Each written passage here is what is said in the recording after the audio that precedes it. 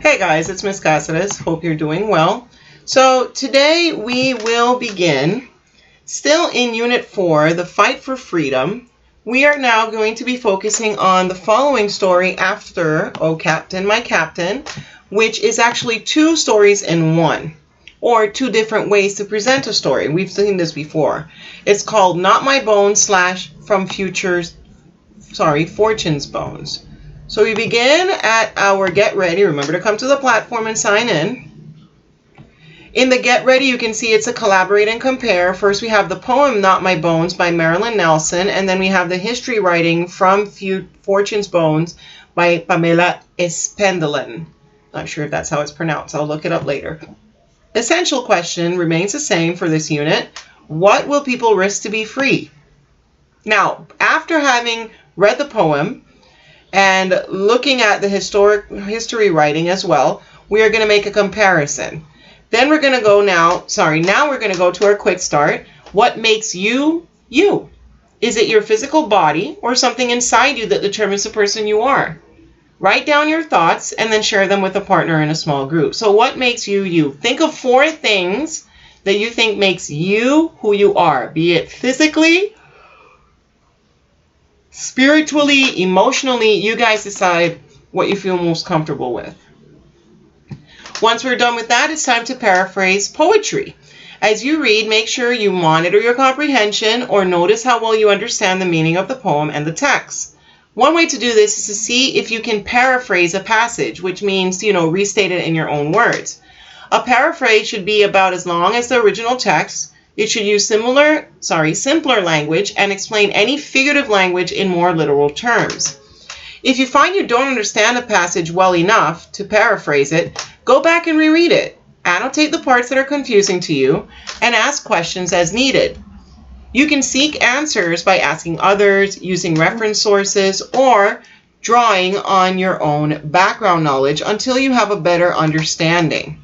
Then try to paraphrase the passage again, and it should be easier this time. Now, before we keep going with paraphrasing, remember there are certain elements that go into poetry that we also must discuss. 1, poetry uses imagery and figurative language to convey meaning and mood. It also uses sound devices such as rhythm and repetition to unify the poem and create emphasis. It expresses a theme or a message about life or human nature, and it includes a speaker who talks to the reader like a narrator in fiction. The speaker is not necessarily the poet. Monitor your comprehension of Not My Bones by paraphrasing the sections that are hard to understand. The chart shows an example of how 2 lines from the first stanza can be paraphrased. Original: elementary molecules converge for a breath, then dance on beyond my individual death. Paraphrasing: while I was alive, my body was composed of tiny particles. But when I died, these elements were released from my body. Amazing, isn't it? Analyze the chronological structure. Chronological structure is the arrangement of events by their order of occurrence, or the order in which they happen. This organizational pattern is used in biography, autobiography, and in other history writing, such as the notes you will read from Fortune's Bones. It also often used in fiction. Writers use textual clues and transition words to make a chronicle structure clear. Before we continue with analyzing chronological structure, let's look at the genre of history writing and its elements. It uses chronological structure. It relates facts about important events from history or from an individual's life. It's most often written to inform or teach, and it may include domain-specific vocabulary, e.g. words about slavery. This chart summarizes some ways that writers make the time and order of events clear. Types of transition words. You've got 2 types: order words and time words. Order words are the ones that show order or sequence of events. For example, before, first, afterward, then, during, and finally. Time words specify a date, a time, or a period of time. For example, in 1784, the late 1700s, between 1798 and 1933, for 25 years, or even over the years. Okay, let's take a look at that poem. Not My Bones, written by Marilyn Nelson. Background information on Marilyn Nelson. The poem Not My Bones comes from the book Fortune's Bones. The manumission Requiem.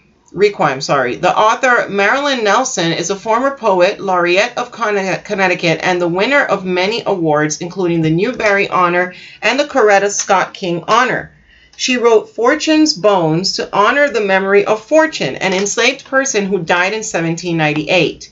Nelson was commissioned to write the book by the Metucket Museum of Connecticut, where Fortune's skeleton had been displayed after descendants of the man who owned Fortune donated it to the museum.